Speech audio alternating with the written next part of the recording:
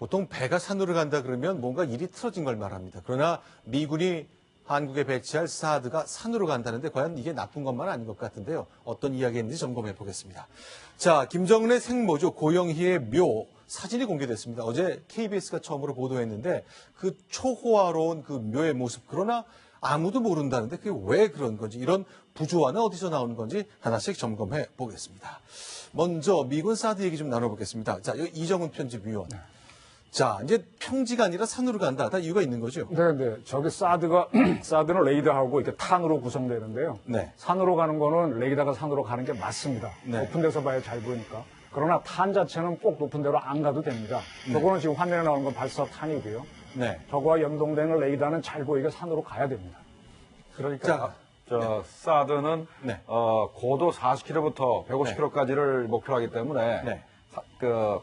상당히 높은 고도를 유지하거든요. 네. 그래서 만약에 산이 걸리게 되면은 네.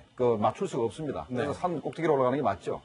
일단 저 후보지를 보면요. 강원도 원주, 경기 평택, 전북 궁산, 경북 칠곡, 대구, 부산 등 미군 기지의 모습이 일단 떠오르는데 지금 저 지도는요. 이제 미군 기지들이 배치된 지역을 우선 거론하는 건데 네. 적을 잘 보려면은 저 기지에 꼭 배치할 필요가 없거든요. 네. 레이더는 전혀 다른 데 있습니다. 지금 네. 우리나라 공군 기지가 있는 사이트하고 공군에서 운영하는 방공 레이더가 있는 사이트는 전혀 다릅니다. 네. 따라서 저거는 미군 기지가 있는 위치를 놓고 한 거기 때문에 네. 사드 레이더 위치는 전혀 다른 지역이 나올 거예요. 그러니까 저 그림을 그려놓은 이유가 있는 것이 네. 그러니까 사드는 40km부터 150km를 잡기 때문에 그렇죠. 그 이하 고도 네. 0부터 40km까지는 페이트3가 그 담당을 해야 되거든요. 그렇죠. 그래서 이론적으로 보면은 현재 페이트3가 있는 기지에다가 네. 사드를 배치하면은 전 고도를 커버할 수 있다. 이런 측면에서 이제 그림을 이렇게 그려놓은 건데 네. 꼭 같이 있을 필요는 없습니다. 네. 일단 유기적으로 네. 통신 시스템만 만들어지면은 꼭 같이 있을 필요는 없다고 생각합니다. 자, 미국의 돈으로 사드를 사서 한국에 배치합니다. 그러다 보니 주한 미군 부대에 배치하는 것에 대한 합리적인 예상이 되는데 문제는 높이에 있다는 거죠. 그 이유가 있습니다. 사드의 레이더가 갖고 있는 전자파의 유해성 때문인데 이거 주민들이 반대하면 우리 안보에 꼭 필요한 것 못하게 될 수 있거든요. 그래서 아마 산이라는 것이 개념이 나온 것 같습니다. 한번 유해성 논란과 관련된 얘기를 좀 해보겠습니다. 레이더, 엑스밴드 레이더라는 게 너무너무 강력해서 전자파가 세게 나오잖아요. 네, 나옵니다. 저건 뭐 굉장히 간단한데요. 네. 집에 가면 전자레인지 있죠? 네. 거기에 나오는 게 전자파입니다. 네. 혹시 그 자기선 녹화 한번 돌려보세요. 그게 전자파입니다. 전자파라는 게 이제 수분을 공격하는 전자파이기 때문에 우리 피 때문에 손에 좀 문제가 생기죠. 네, 생길 수 있죠. 근데 재미있는 사실은 저렇게 전자파가 나와도요. 네. 물론 저게 장기간 있으면 문제가 됩니다. 근데 네. 이제 지면으로 오는 경우에는 한 100m까지만 위험거리고 그렇죠. 5도에서부터 90도 각도로 오게 되면 3.6km 정도만 사람한테 위험한데 그럼 저 안에 들어가면 다 죽느냐? 네. 안 죽습니다. 아. 예를 들면 레이더 발사에도요. 날아가는 새를 막을 수 있나요? 네. 새들이 휙 지나갑니다. 그렇죠. 여기 새가 날아간다고 치면 네. 새가 위험하다고. 날아가다가 나중에 통닭이 되나요? 절대로 안 됩니다. 절대로 안 되고요. 네. 제가 이런 얘기 하나 말씀드릴게요. 제가 네. 지금 전자파가 위험하다고 보십니까? 방사선이 위험하다고 보십니까? 네. 일본에서 그 후쿠시마 다이이치 발전소에서 사고가 났는데 제가 한 2년 전에 거기 현장을 갔었습니다. 네. 가서 그 제한 구역까지 바짝 접근해서 통제하는 데까지 갔었는데 네. 거기 가서 보니까 새들은 제가 보이지 않죠. 그 안쪽은. 네. 그 사고나 그쪽에서 날아다니고요. 네. 그놈들이 이쪽에 가서 떨어지기도 하고 모이도 먹고 갑니다. 네. 그럼 그놈들이 매우 위험할 것 같은 별 문제 없거든요. 네. 그리고 일본의 그 학자들이 뭐까지 조사했는가 하면은 일본 인근 산에 사람들은 다 처수시켰지만 원숭이들이 삽니다. 네. 그 원숭이들이 피폭이 되는지 안 되는지 조사를 했는데 큰 영향이 없는 걸로 지금 나오고 있거든요. 네. 따라서 그 방사선보다가는 전자파가 저는 그래도 덜 위험하다고 보는데 네. 너무 기후 걱정을 많이 하고 있다. 기후다. 이런 말씀을 좀 드리고 싶습니다. 결국 이런 특히 군사 무기도 그런데다가 특히 미국의 무기라는 것 때문에 우리 국내에서 불필요한 오해 많이 생기고 그랬잖아요. 네. 자, 그러니까 이렇게 평지에서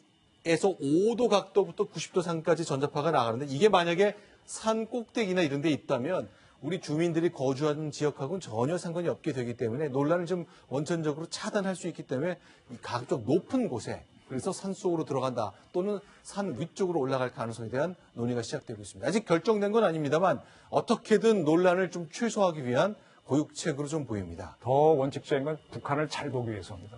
그렇죠. 네. 자, 북한에서 날아오는 미사일. 결국 이 모든 것들이 돌이켜보면 최근에 다시 한번 그동안 우리가 계속 관심을 가졌던 것입니다만 다시 한번 논란이 됐던 것이 미국하고 중국하고 아주 초긴장 상태에서 갈등을 벌이고 있습니다. 그 과정에 북한이 미국, 중국과 가까워지는 국면이 나오고 미중 간에도 많은 갈등이 있는데요.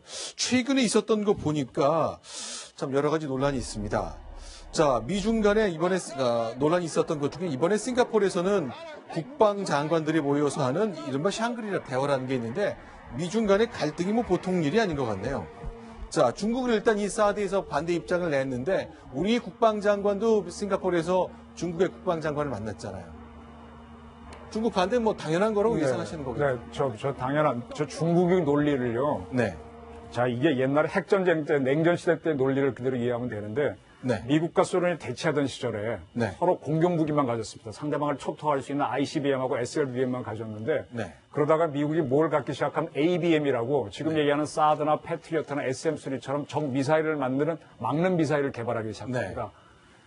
그렇게 되면 소련이 쏘는 미사일을 다 요격해버리니까 미국은 안전하니까 네. 그때부터 소련이 달라붙어갖고 ABM을 너희 다 가지면 안 된다 하고 네. 제한하는 협정을 들어갑니다. 그 와중에 이제 소련이 무너지게 되는데 지금 중국이 바라는 거는요.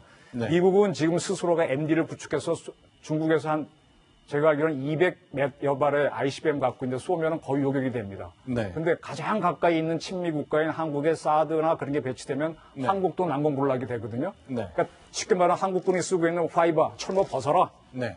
벗고 있어야만 내가 안심하겠다. 필요시면 널 때릴 수 있도록 할 수 있게 해야만 내가 널 믿겠다는 이건 뭔가 하면 봉건 시대 때 인질로 잡는 정책입니다. 상대방의 왕좌를. 네. 그래서 그렇게 해서 가자는 게 중국의 전략인데 네. 이거를 지금 우리나라 언론이 중국의 주장을 드라이하게 보도해 주네요. 저는 매우 좀 답답하게 보고 있습니다. 좀 더 비판적으로 나서 매우 비판적으로 봐야죠. 지금 우리가 실제로 억제할 수 있는 수단이 사드밖에 없는데 대통령이 네. 그렇게 현충일 기념사에서 얘기하면서 액션을 안 들어갑니다. 우리 국방부가요. 네. 지금 뭐가 두려운지 굉장히 재고 있습니다.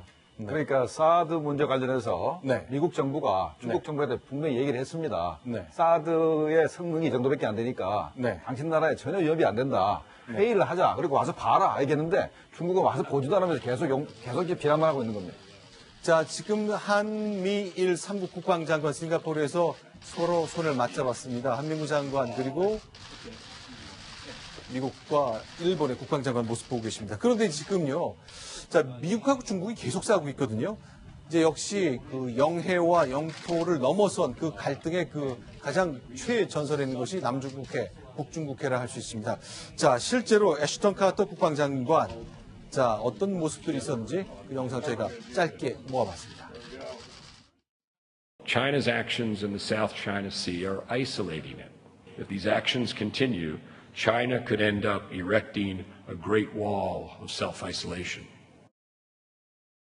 这个概念呢，我们认为它是一个杜撰的，并不符合事实。其目的呢是想孤立中国，由于它的越权，由于它不应该不适合解决主权争议问题，所以中国认为它是非法的。 네. 제가 좀 설명을 드릴게요. 지금 남중국해에서 문제가 되는 건 남사군도, 서사군도 뭐 그런 섬들인데 네. 남사군도나 서사군도나 이게 일종의 모래톱입니다. 네, 네. 거기 뭐 사람 살 데도 없고 물도 안 나와서 어려운 지역인데 그 지역은 아주 오랜 기간 동안 무주지로 있었습니다. 아주 최근까지도. 그러다가 1970년대 중반, 즉 베트남이 통일될 무렵에 베트남이 거기를 들어가서 한 100여 개 된 섬 중에 남사군도에서 상당 부분을 차지합니다. 그러니까 그때 중국이 군대를 보냅니다. 그래서 남사군도의 몇 개 섬에서 베트남 군대하고 중국 군대하고 둘 다 공산 국가인데 싸움이 붙었어요. 네. 그래갖고 그때 결론적으로는 베트남군이 져가지고 중국이 몇 개 섬을 확보한 게 네. 지금의 남사군도의 어떤 분단이라 그럴까. 그리고 필리핀도 들어오고 말레이시아가 들어오면서 남사군도가 한참 이제 핫했었는데 그리고 지금까지 온 거거든요. 네. 그럼 남사군도의 이렇게 분할은 평화적으로 이루어진 게 아니라 어떤 분쟁으로 이루어졌습니다. 그리고 네. 서사군도도 똑같이 그렇게 총격전을 벌여서 중국이 뒤늦게 뺏은 사실이 있거든요. 네. 그런 거를 중국이 기정사실화하기 위해서 내놓은 게 명나라 때. 명나라 때 구단선이라고 해서 앞으로 한참 나온 선을 그려놓고 500년 전에 그 선 안쪽은 다 자기네 섬이라고 주장을 하는 겁니다. 네. 그러면서 지금 그때 전쟁으로 차지한 섬에다가 비행장을 만들고 붙이니까 미국이 그건 강제로 한 거고 침략한 거다. 인정 못한다. 자유항해해야 된다고 하면서 나온 거고 거기에 베트남이나 말레이시아, 필리핀이 동참하고 있는 거거든요. 저 갈등은 의외로 오래 갈 겁니다. 저 문제에 대해서 미국 정부가 무슨 얘기를 했는가 하면 네. 한국이 북한하고 뭘 해도 좋은데 남사군도 문제에 대해서 뭔가 갈등이 생기면 가장 객관적으로 판단해달라고 요구했는데 현재 박근혜 정부는 대답 안 하고 있습니다. 틀리면 틀렸다고 얘기해라. 바로 네. 박근혜 대통령을 옆에 세워놓고 오바마 대통령이 기자회견 때 공개적으로 했던 말이지 않습니까? 그만큼 미국은 적어도 저 문제에 관한 한국의 공개적인 공식적인 지지를 원하고 있습니다. 그 부분이 조금 틀린 것 같아서 네. 한국 정부는 미국 입장을 지지를 했습니다. 네. 공식적으로. 그러니까 오바마 대통령이 그렇게 요구한 직후에 네. 우리가 이 미중 간의 남사군도 문제에서는 미국 정부 입장을 지지한 것이 이유가 네. 항해의 자유 문제인데 네. 우리 에너지의 90%, 그다음에 무역량의 50% 이상이 그걸로 통과하기 때문에 우리도 항해 자유 측면에서 네. 미국 입장 지지할 수밖에 없다고 해서 미국 입장을 지지를 했습니다. 자, 그러니까 이런 한국은 중국과 미국 사이에 결국 선택의 문제라고 볼 수도 있겠습니다만 명백한 것은 우리와 미국의 군사 동맹을 맺고 나라의 운명을 적어도 이 동맹이 유지되는 한 함께 하겠다고 약속을 한 거잖아요. 네. 그만큼 미중 양국 최정상들이 지금 현재 이 시각 현재 모여서 양국의 장래, 세계 질서를 논의하고 있습니다. 그런데 사드다, 남사 군도다, 해양권이다, 좀 거창한 이런 국제 안보의 질서 얘기는 전 이해가 되는데 이게 웬 닭발 얘기입니까? 닭발 얘기가 나오는데 이건 어떻게 된 건지 무역 분쟁인데 스낵으로 먹는 닭발까지 중국과 미국이 신경질 벌이네요. 신경전이죠. 그야말로. 근데 네. 지금 말씀하신 사드나 이런 배치 문제는 굉장히 크게 들고 나와서 국제 협상을 하면서 할 수는 있지만 네. 직접적으로 보복이나 이런 거 하기는 문제가 될 수 있지 않습니까? 그래서 지금 닭발 가지고 문제를 삼은 건데 미국에서 사람들이 치킨은 많이 키우지만 네. 닭발 먹을 일은 별로 없지 않습니까? 미국 음식 자체가. 그래서 네. 중국으로 대부분 수출을 하는 모양입니다. 네. 거기에 대해서 중국이 좋다 그러면 내가 관세를 매기겠다 해서 거의 100% 2010년에는 100%를 매기기도 했고 네. 2013년에도 그 70%를 관세를 매긴 겁니까? 그러니까 미국에서 이거 WTO에 제소를 해야겠네. 네. 제소를 하면서 동시에 그럼 우리 좋다. 중국에서 들여오는 간판, 냉면 간판이었는데 무려 520%의 보복과세를 부과하겠다고 검토를 하는 일이 있어서 네. 겉으로 이제 정작 주먹을 들이밀 수는 없으니까 그건 네. 큰 싸움이 될 수 있으니까 안에서 경제적으로 지금 신경전을 벌이고 있는 거죠. 자, 이렇게 미국과 중국은 싸우고 있습니다. 이 국면 오래오래 갈 겁니다. 우리의 안보적 선택, 현재로서는 의심할 여지가 없이 군사 동맹과 함께 가는 것이 돼 있습니다만, 자, 우리는 이제 북한 문제 때문에 중국의 마음을 얻어야 되는 과제가 있습니다. 자, 박 대통령이 이번 아프리카 순방도 그랬습니다만, 윤병수 장관이 쿠바에 갔잖아요. 김정봉 교수님. 네. 자, 우방국 관계 차단의 그림을 저희가 좀 지도를 통해 보여봤는데 설명을 좀 해주십시오. 일단은 저거 설명하기 전에 네. 한국이 그 외교 문제에 있어서 네. 북한을 그 옥죄거나 하는 일은 벌써 1988년도 네. 노태우 정부의 그 실질선언 이후에는 안 하기로 했거든요. 그런데 네. 이번에 유엔 제재 문제 관련해서 네. 북한의 우방국들이 네. 제재에 동참하지 않을까봐 네. 일단은 북한의 우방국들을 우리 편으로 이렇게 끌어들이는 그런 외교를 하는 측면에서 일단은 북한의 우방국이었던 이란, 우간다, 쿠바에 대해서 우리가 이 사람들이 우리의 그 유엔 제재에 동참하고 북한과의 군사 커넥션을 끊기 위해서 이제 우리가 이제 외교를 이제 전개하고 있는 것이죠. 지금 말씀은 이제 노태우 정부 1년 차라면 1988년 서울올림픽 직전 7월 7일에 나온 그 77 선언 이후로 이제 경쟁은 이미 승부가 끝났다고 그때 봤던 건데요. 네. 그러나 이제 마지막 남은 북한의 친구들과의 관계, 지금 이제 전 세계가 손잡고 북한을 봉쇄하고 차단하는 국면으로 갔으니까요.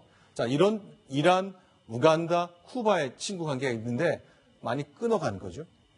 자, 저희가 이제 박 대통령과 윤병세 외교장관의 모습으로 테이프 커팅은 아니고 가위로 그 관계를 절대하는 모습을 그러나 보여드렸습니다. 쿠바는 말입니다. 우리가 수교를 제의한다 하더라도 네. 당분간은 수교가 좀 힘들 겁니다. 왜 그러냐면은 과거에 이집트하고 북한 관계에 네. 있어서 쌍방간의 군사 동맹 관계가 있기 때문에 네네. 우리가 이집트하고 수교를 하려고 해도 상당 기간 동안 수교를 못하고 좀 대리대사 정도 관계 정도밖에 안 됐었습니다. 마찬가지로 쿠바도 당장 우리하고 수교를 할 가능성이 좀 낮다고 생각이 됩니다. 네. 카스트로가 직접 평양까지 왔고 김일성과 함께 부둥켜 안고 포옹하도 그런 영상 저희가 기억이 나는데 자, 그 장면처럼 이 두 나라의 관계 우리가 그 사이에 틈입을 발견하고 들어간 것 같습니다. 윤병수 장관, 자, 쿠바에서 회의 중입니다. 그 장면을 갔는데 장관은 뭐라고 얘기할까요? 들어보겠습니다. 매우 우호적이고 진지하고 허심탄회한 가운데 회담이 진행됐고요. 또 글로벌한 이슈들에 대해서 아주 폭넓은 그런 의견 교환을 가졌습니다. 시작이 반이란 말이 있듯이 다양한 레벨에서의 그런 접촉을 갖기로 기대되고요. 또 다양한 후속 협의를 제가 생각하고 있습니다. 자, 쿠바. 그야말로 이제 1959년 관계가 딱 끊긴 이후로 벌써 몇 년이 지났나요? 거의 60년이 다 갑니다만 정말 세상이 바뀌고 있는 걸 그 지각 변동을 알 수 있습니다. 우리가 2013년도에 그 청창건거 사건을 기억할 겁니다. 네. 쿠바에서 네. 40톤의 설탕을 싣고 오면서 설탕 밑에 미국이 2대, 그다음에 미국 22기 엔진 15기, 네. 그다음에 그 지도국 미사일 9기를 싣고 오다가 적발됐지 않습니까? 그러니까 이 쿠바가 그러니까 이걸 아셔야 됩니다. 네. 쿠바에서 나오는 거는 봤지만은 쿠바로 들어가는 우리가 적발을 못했는데 네. 아마 청창강호에 네. 아마 쿠바에다 전하는 그 북한제 무기가 상당량 들어가고 그 대신으로 해서 아마 미국기를 갖고 나온 거 아닌가 이 생각이기 때문에 그 북한과 쿠바 관계는 네.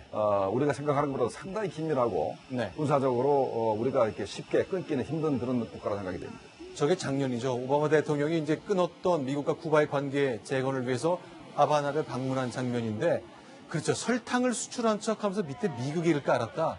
참 기상천외한 방법입니다만 어쨌건 그렇게까지 해서라도 서로 도와주고 싶은 관계를 맺었던 것이 미국과 쿠바였습니다. 북한과 쿠바였습니다.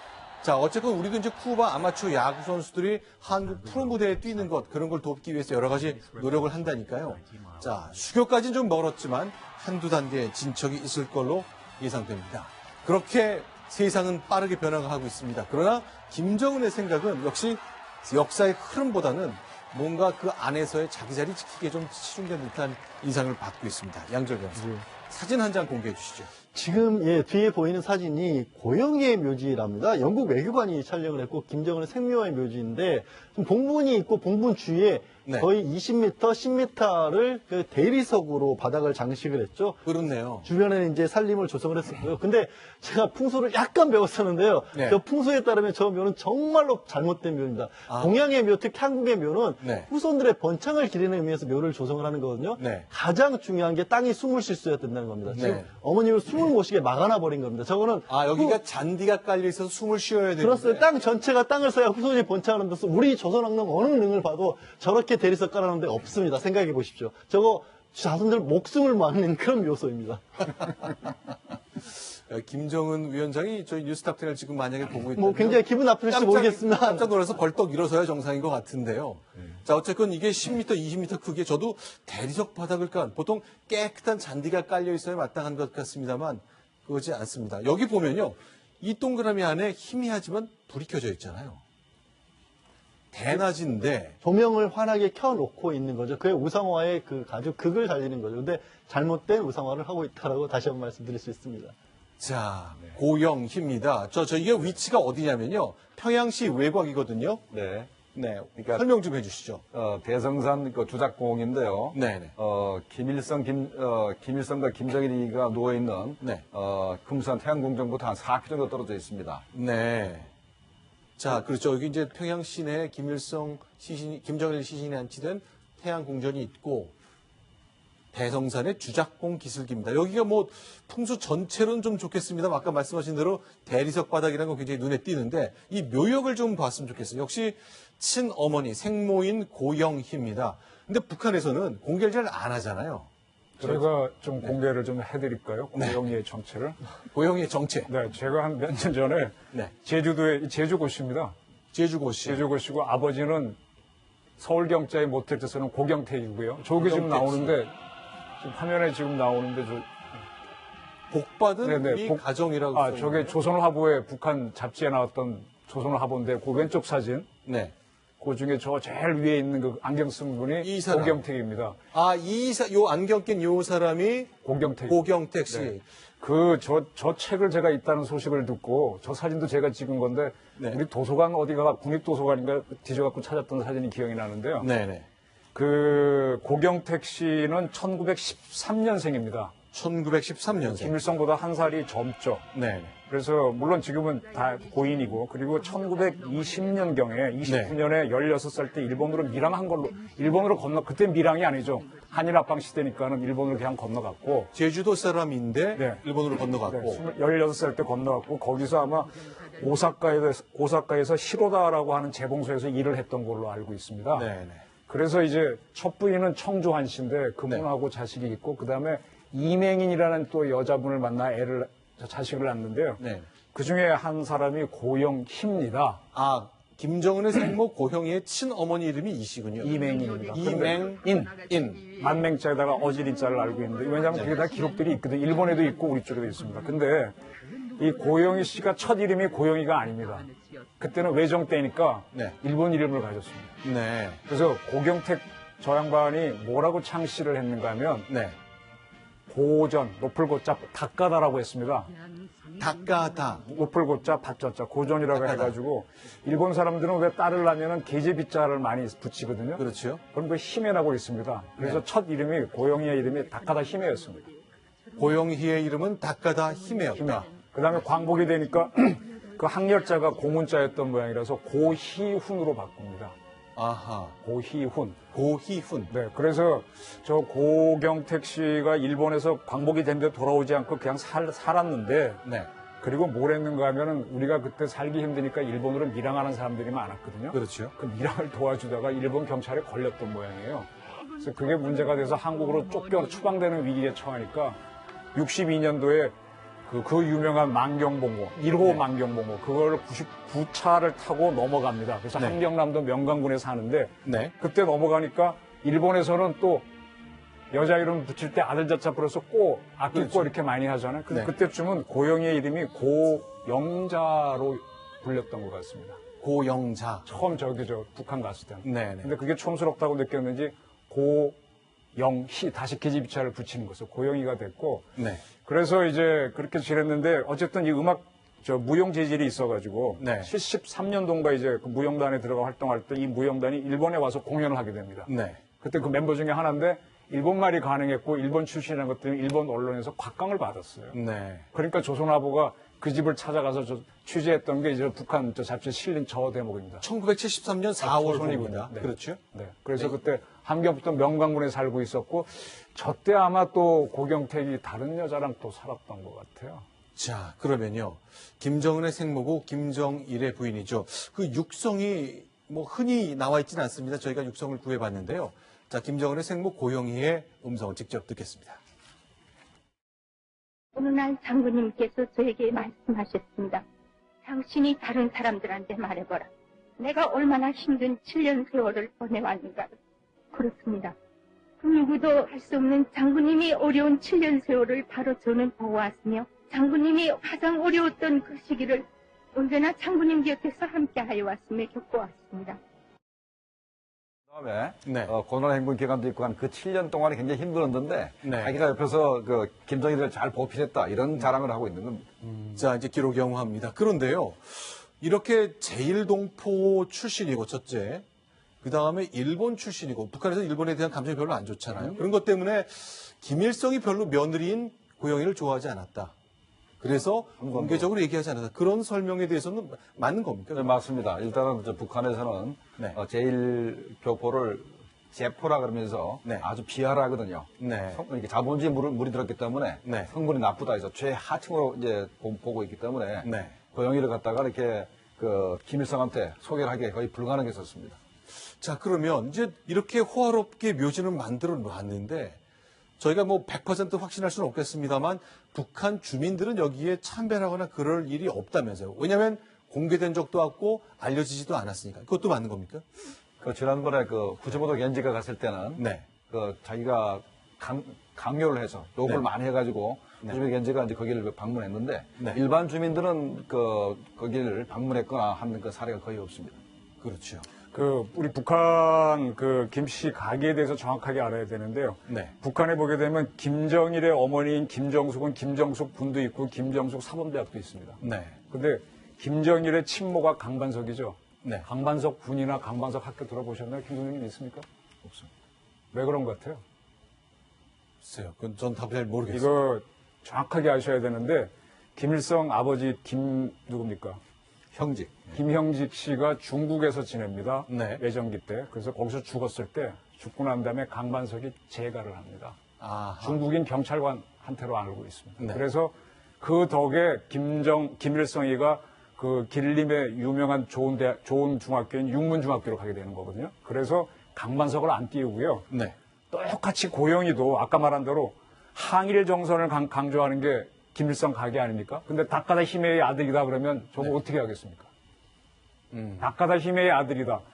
그러니까 이걸 못하는 겁니다. 내세우지 못하고요. 네. 그래서 제가 지금 제 이거 취재할 때 그 제주도에 가서 제주경찰서장을 지낸 김영준 선생님이라고 지금 건강하신지 모르겠는데 그분이 굉장히 많이 준비를 해 놓으셨더라고요. 네. 따라가 보니까 제주고시 영곡공 파고 그다음에 고경택의 형제의 자손들이 살아 있습니다. 네. 그래서 굉장히 궁금했던 게 저는 고경택이 4.3 사건에 가담을 했는가 추적해 봤더니 네. 4.3 사건 나기 이전인 1916살 때 20년대에 갔으니까 아예 없고 그다음에 그 큰형이 뭘 하셨는가 하면 제주 조천 면장을 했습니다. 네. 조천 면장을 했다는 거는 외정 때 한 건데 네. 그거는 공산주의자가 아니라 오히려 친일파에 가깝다는 얘기죠.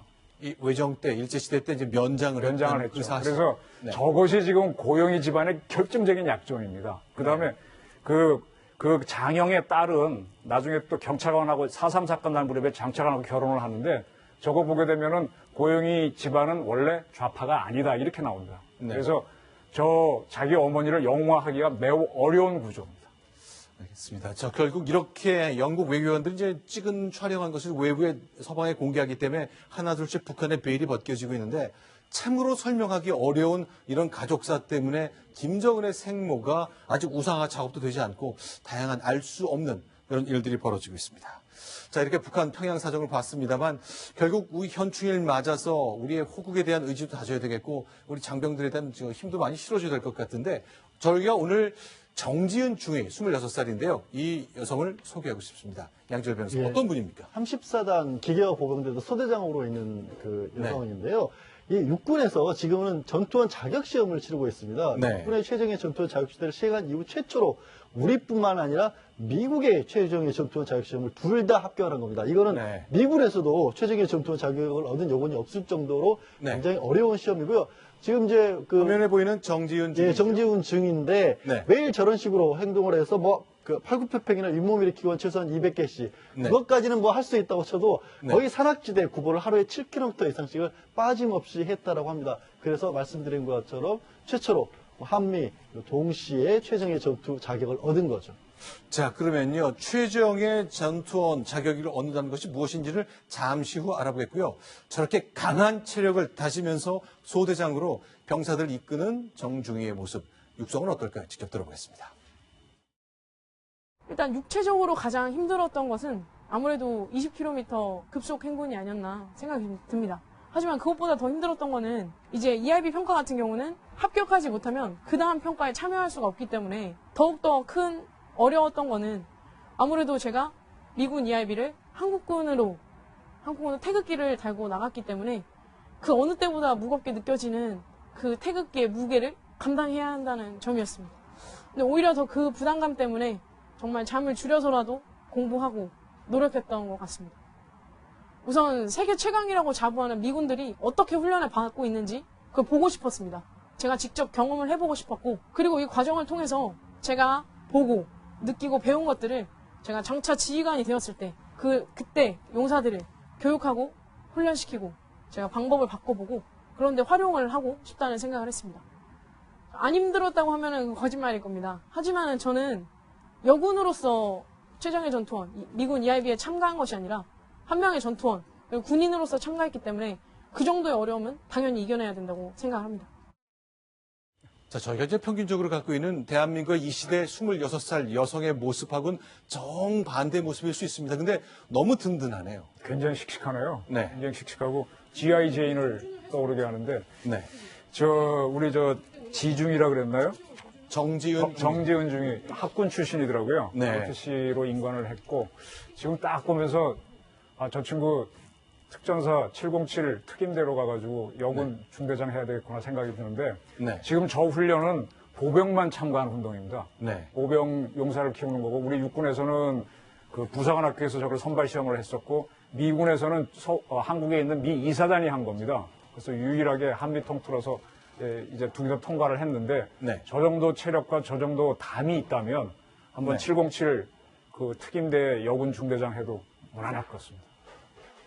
알겠습니다. 자, 이제 저희가 이제 젊은 세대에 대한 여러 가지 생각을 갖고 있습니다만 26 여성 정지윤 중위가 자, 저렇게까지 이제 운동하면서 단련하고 결국 몸을 단련한다는 게 리더십을 단련하는 거 아니겠습니까? 리더십과 자기 극기와 그걸 다 하는 거죠. 이제 사격 같은 것도 잘하게 되면은 좀 더 이제 어려운 임무를 맡게 되는 겁니다. 자, 오늘 6월 6일 현충일 맞았습니다. 아주 든든한 여군 중위의 모습 소개해드리면서 이 안보 상황을 좀 정리해 보겠습니다. 김정봉 교수님 그리고 이정우 편집위원 인사드리겠습니다. 고맙습니다. 감사합니다.